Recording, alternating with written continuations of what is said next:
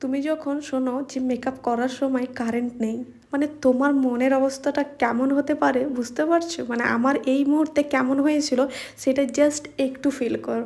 Hello everyone, কেমন আছো সবাই? আশা করছি ভালোই আছো। আলহামদুলিল্লাহ, সকলের দোয়াতে আমিও ভালো আছি।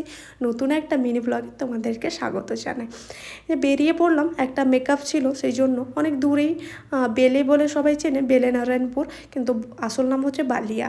আমি ওখানেই যাচ্ছি। আর এইদিকে ওরা আমাকে ফুলের দায়িত্বটা দিয়েছিল, যেহেতু ওদের আশেপাশে ফুলের কোনো মানে দোকান ছিল না, সেই জন্য এখানে আমি জুঁই ফুলের গাছেরা নিয়ে চলে এসেছি। আর এখন না রামপুরহাটটা দেখলেই কেমন লাগে, বড় মায়া মায়া লাগে। কারণ ফুটপাতের দোকানগুলো সবগুলোই তো ভেঙে দিয়েছে। তো খুব কষ্ট করে তারা বেচারিরা মানে মানে ছাদ নেই মাথার উপরে, ফ্যান নেই, মানে কোনো কারেন্ট নেই, খুব কষ্ট করেই মানে দোকানদারি করছে। ওতেই করতে হবে, যেহেতু সংসার চালাতে গেলে তো করতেই হবে, তাই না? তো হ্যাঁ, বাসে গেলাম না, টোটোই নিলাম রামপুরহাটে। কারণ হচ্ছে টোটোতে গেলে এই মাঠ, সবুজ ঘাস, এগুলো দেখতে খুব ভালো লাগে। আর এই যে খুব আরাম করে দুই বোনে চললাম। বাসে গেলে শুধু ধুলো আর ধুলো, শুধু আর কিচ্ছু পেতাম না। এই সময় এত সুন্দর ওয়েদারটা ছিল, কি বলবো, আমাকে তো খুবই ভালো লেগেছিলো। আর এই যে পৌঁছে গেলাম, এদিকে চুল টুল কেমন হয়ে গেছে সেটাই বলছি। আর এই যে এবার কাজটা শুরু করি। কাজটা শুরু করব কি বন্ধুরা, এই মুহূর্তে আমাদের ওদের এখানে কারেন্ট নেই।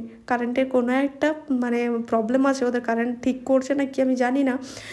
মেকআপ করব সেই সময় কারেন্ট নেই। এদিকে আমার চেহারাটা দেখতে পাচ্ছ, মানে আমি ঘেমে না লিটারেলি আমার চোখে ঢুকছে মানে ঘামগুলো।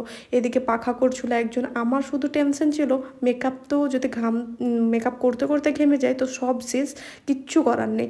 ফাইনালি আমি মেকআপটাকে কমপ্লিট করে নিয়েছি। আর একটা সময় মানে ওদের ইনভার্টারে চলছিল, একটু বন্ধ করে রেখেছিল, তারপরে একটু ইনভার্টারটা চালু করলো, তারপরে ক্রিম্পিংটা করলাম।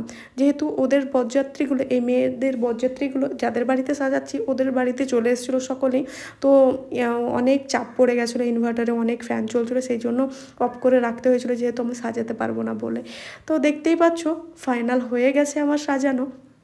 এর থেকে হয়তো বেটার পারতাম, কিন্তু কি বলবো, ওই গরমে না ওই সময় মাথা কাজ করে না। আর দ্বিতীয় কথা, খুব তাড়াহুড়োর মধ্যে কাজটা করেছি, যেহেতু অনেক দেরি হয়ে গেছিলো আর এই কারেন্ট ছিল না, শুধুমাত্র মেকআপটা কমপ্লিট করেছি।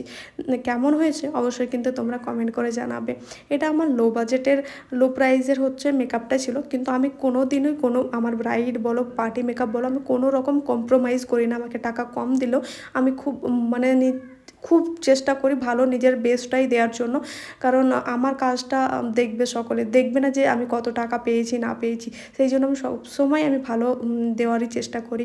তো অবশ্যই কিন্তু তোমরা কমেন্ট করে জানাবে যে কেমন হয়েছে। ভিডিওটা যদি ভালো লাগে অবশ্যই কিন্তু লাইক, কমেন্ট অ্যান্ড সাবস্ক্রাইব করবে, বা ফেসবুক থেকে দেখলে ফলো করবে। বাই, দেখা হচ্ছে নেক্সট